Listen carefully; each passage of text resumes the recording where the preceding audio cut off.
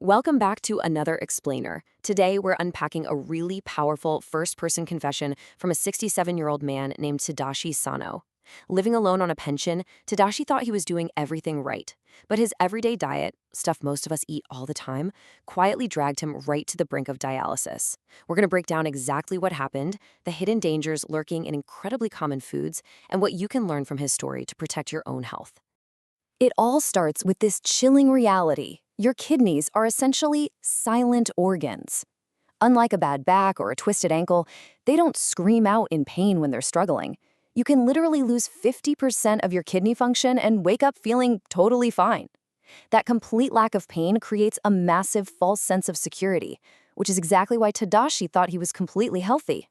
And it is honestly terrifying how fast the kidneys can fail once they hit a tipping point. Transforming a quote-unquote normal life into an absolute medical emergency took Tadashi just one single year. Last year, he had a routine checkup. Fast forward to this spring, his body just started failing. We're talking severe fatigue, being unable to get out of bed in the morning, and hands so intensely itchy that he couldn't even sleep. And next month, he's getting prepped for surgery in his arm to undergo dialysis. His kidneys are never coming back.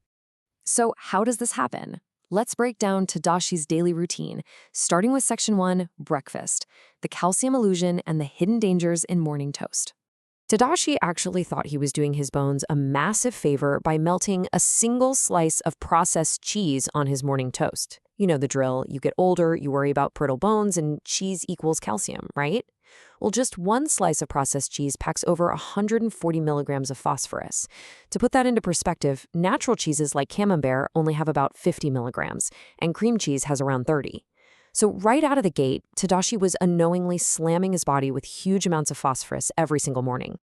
But here's the twist. The real culprit isn't even the cheese itself. It's the emulsifiers. Those are the additives that give processed cheese that perfectly smooth, gooey melt, and they are absolutely loaded with phosphate salts. Now, phosphorus is essential, sure. When you're perfectly healthy, your kidneys just pee out whatever you don't need. But when your kidneys start to weaken even a little, they lose that ability, and all that extra phosphorus just builds up in your blood. And the craziest part?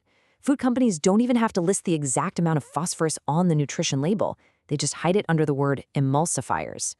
Moving on to lunch, we hit Section 2.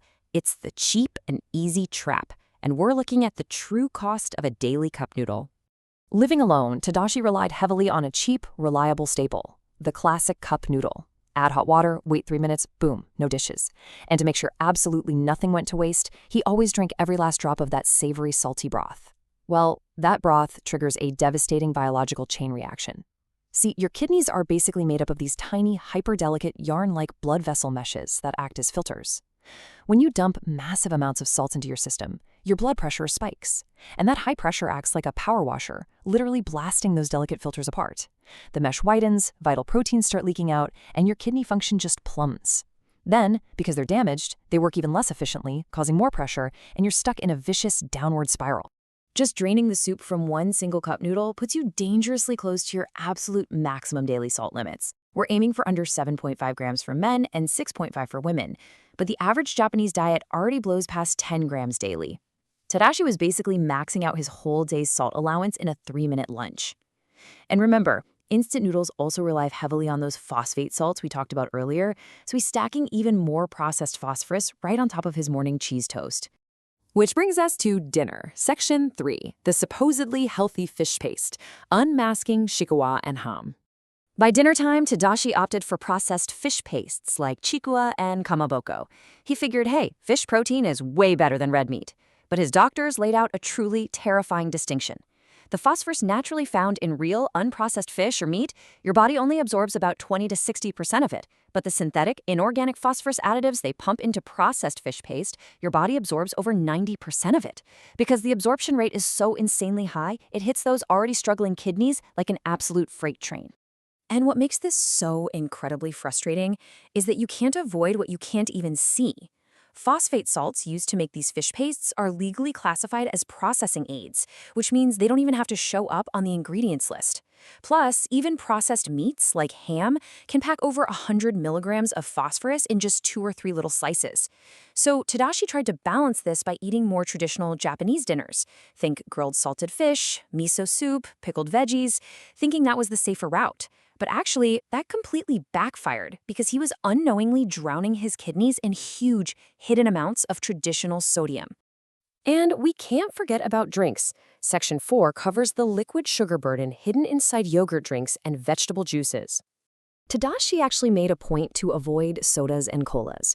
He thought he was being super smart by drinking liquid yogurt for his gut health and chugging vegetable juice for the vitamins. But the irony here is just brutal. These supposedly healthy drinks were secretly packed with the exact same liquid sugars you find in sodas, stuff like fructose and glucose syrup.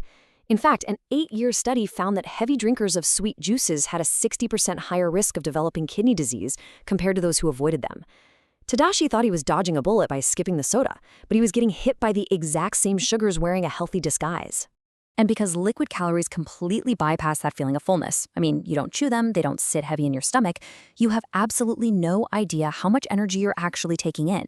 Because of this sneaky liquid sugar, Tadashi unknowingly gained 7 kilograms in just 1 year. And here is exactly why that 7-kilogram weight gain matters so much. You are born with a fixed number of kidney filters. That's it. They do not multiply. As your body mass increases, your body naturally produces more waste, but your kidneys don't grow new filters to handle that extra trash, which means the surviving filters are forced into severe overdrive, working twice as hard just to keep the lights on, and that drastically accelerates their destruction.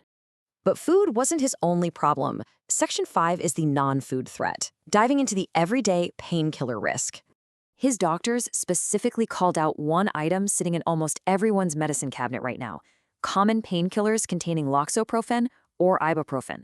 Now, to be crystal clear, taking these occasionally when you're in real pain is totally fine, but these medications can actively suppress blood flow to the kidneys. When older folks take them every single day, treating them almost like a daily vitamin or a protective charm against everyday aches, it physically starves the kidneys of essential blood. It is literally the most common medication-based cause of kidney damage, with studies showing regular elderly users face a 1.5 times higher risk of developing kidney disease. So this brings us to Section 6, the final warning: do not ignore the numbers. Looking back at all of it, the cheese, the ramen, the painkillers, Tadashi's biggest regret actually wasn't his diet. It was the fact that the warning signs were literally printed on his medical paperwork a full year earlier. But because he wasn't in any physical pain, he completely ignored them. We're talking about the eGFR score. It's basically a report card for how well your kidneys are filtering waste. His doctor pulled up the records from the previous year, and his score had already dipped below 60. Now, if your eGFR falls below 60, you are officially in the danger zone. His paperwork literally requires detailed kidney examination stamped right on it. But Tadashi looked at it, felt totally fine, and just brushed it off. His confession is a massive wake-up call. As he put it, receiving a test and actually reading it are two very different things.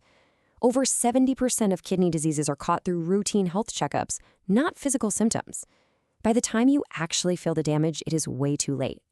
And remember, once those delicate filters die, they are never ever coming back. The decline can be slowed down, sure, but it can never be reversed. So before you grab your next meal, ask yourself this: what else is hiding in plain sight? If your supposedly healthy routine of yogurt, fish paste, and basic pain relievers can silently destroy an organ in just 1 year, what secrets are hiding in your own pantry right now? Have you actually checked your eGFR score this year? Or are you just assuming you're fine because nothing hurts yet?